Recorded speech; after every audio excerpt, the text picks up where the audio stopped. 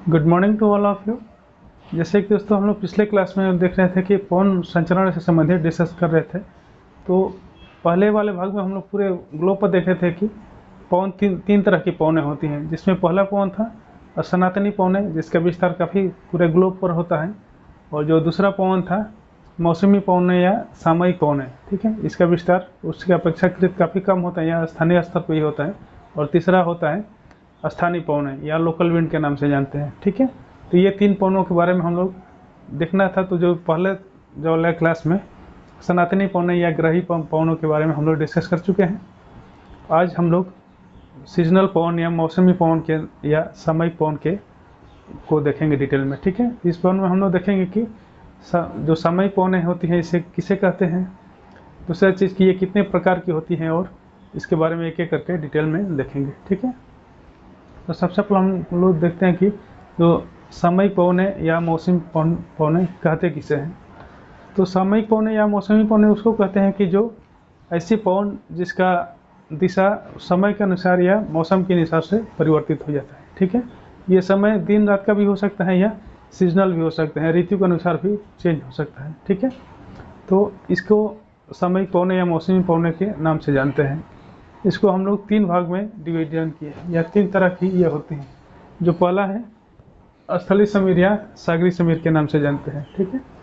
और जो दूसरा है पर्वतीय समीर या घाटी समीर के नाम से जानते हैं। और तीसरा है जो मानसूनी पवन के नाम से हम लोग जानते हैं, ठीक है। तो हम लोग सबसे पहले देखते हैं स्थलीय समीर या सागरी समीर कहते किसे। तो जैसा कि हम लोग जानते हैं कि स्थल और जल का स्वभाव गर्म होने के एवज में वो काफ़ी अंतर होता है, दोनों का स्वभाव अलग होता है। इसी कारण से ये हवाओं का जनरेशन या उत्पत्ति होती है, ठीक है। तो जैसे रात के समय होता है तो स्थलखंड होता है तो शीघ्रता से ठंडा हो जाता है, और जो जलीय भाग होते हैं धीरे धीरे ठंडा होता है या अभी गर्म ही रहता है, ठीक है। तो जो सागरी वाला भाग या जल वाला भाग होता है गर्म रहता है तो वहाँ पे लो प्रेशर का बन जाता है, ठीक है, लो प्रेशर होता है। जबकि जो स्थलखंड वाला भाग जिसमें ठंडा काफ़ी ज़्यादा हुआ रहता है तो वहाँ पे हाई प्रेशर का केंद्र बन जाता है, ठीक है। यहाँ हाई प्रेशर होगी, यहाँ पे लो प्रेशर होगा। तो जैसे हम लोग जानते हैं कि हाई प्रेशर से लो प्रेशर की तरफ हवाएं चलने लगती हैं, तो स्थलखंड से और सागरी तरफ हवाएं जो चलने लगती हैं, इसी जो हवाएं चलती हैं इसी को स्थलीय समीर के नाम से जानते हैं, ठीक है। स्थलीय समीर या इंग्लिश में इसको लैंड ब्रिज के भी नाम से जानते हैं, ब्रिज कहा जाता है इसको, ठीक है, लैंड ब्रिज के नाम से जानते हैं। अब सागरी समीर देखते हैं। सागरी समीर इसका ठीक विपरीत हो जाता है, क्योंकि दिन के समय इसमें परिवर्तन हो जाता है तापमान में, ठीक है। जो दिन के समय जो स्थलखंड होता है काफ़ी शीघ्रता से गर्म हो जाता है, ठीक है, क्योंकि इसका स्वभाव ही शीघ्रता से गर्म होना, शीघ्रता से ठंडा होना। तो जल्दी से गर्म हो जाता है, तो गर्म हो जाते हैं तो ये लो प्रेशर बन जाता है। जबकि जो स्थलखंड होता है अभी इतना जल्दी गर्म नहीं होता है, ठंडा ही रहता है। तो दोनों में अपेक्षाकृत जो उधर स्थलखंड वाला भाग है उस पर अभी लो प्रेशर बना रहता है, जबकि जो जलीय भाग होता है या सागरी भाग होता है वहाँ पे हाई प्रेशर ही बना रहता है, ठीक है। तो यहाँ पे हाई प्रेशर से लो प्रेशर के तरफ हवाएं चलने लगती हैं। जो सागरी क्षेत्र से स्थलखंड की तरफ हवा चलती है उसी को सागरी पवन के नाम से जानते हैं, सागरी पवन या सी ब्रिज के नाम से जानते हैं, ठीक है। ये धीरे धीरे एक सर्कुलर मोशन में चलने लगता है। ऐसे जो पवन चलती है उसको सागरी ब्रिज के नाम से जानते हैं, ठीक है। अब देखते हैं पर्वतीय पवन या घाटी समीर किसे कहते हैं। तो हम लोग देखे होंगे कि पर्वतीय या घाटी समीर में स्थलखंड ही होते हैं, लेकिन वहाँ पे जो घाटी वाला भाग होता है गर्म धीरे धीरे होता है और ठंडा भी धीरे धीरे होता है, ठीक है। तो ये दिन और रात के समय के परिवर्तन होने से होता है।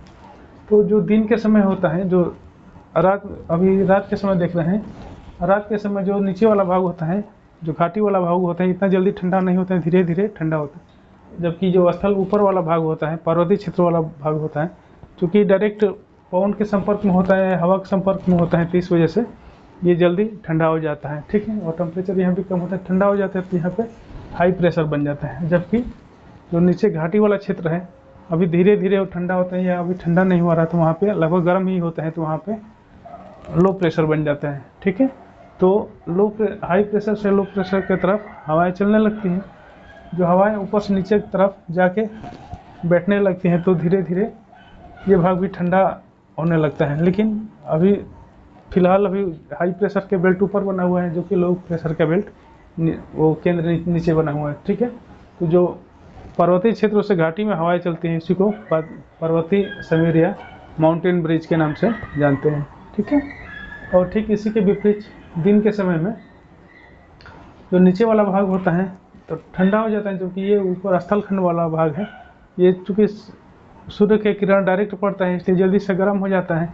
गर्म होने के कारण यहाँ पे लो प्रेशर बन जाता है, जबकि जो घाटी वाला क्षेत्र होता है धीरे धीरे गर्म होता है, तो इसमें टाइम लगता है। तब तक ये ठंडा ही रहता है, तो यहाँ पे हाई प्रेशर का बेल्ट बना रहता है। ठीक है, तो यहाँ भी अपेक्षाकृत हाई प्रेशर से लो प्रेशर की तरफ हवाएं चलने लगती हैं। ठीक है, जो घाटी से स्थल वो ऊपरी भाग की और पर्वतीय भाग की ओर हवाएं चलती हैं, उसको घाटी समीर के नाम से जानते हैं। ठीक है, यही कारण है कि ये रात के समय यहाँ पे ठंडा काफ़ी ज़्यादा हो जाता है, क्योंकि पर्वतीय क्षेत्रों से हवाएं नीचे उतरने लगती हैं, तो ये काफ़ी ठंडा ही इसमें पाला पड़ने लगता है, इसलिए आदमी के लिए रहना कठिन हो जाता है। ठीक है, तो इसीलिए यहाँ पे जो घाटी वाले पर्वतीय क्षेत्र की घाटी वाले भाग में मानव आवास नहीं बनाया जाता है। ठीक है, या तो ये ढलानों पर बनाया जाता है या ऊपर बनाया जाता है। ठीक है, और इससे कहवा बागान को भी काफ़ी नुकसान हो जाता है, क्योंकि नीचे आने पे पाला का ज़्यादा पड़ने लगता है, इसलिए कहवा बागान भी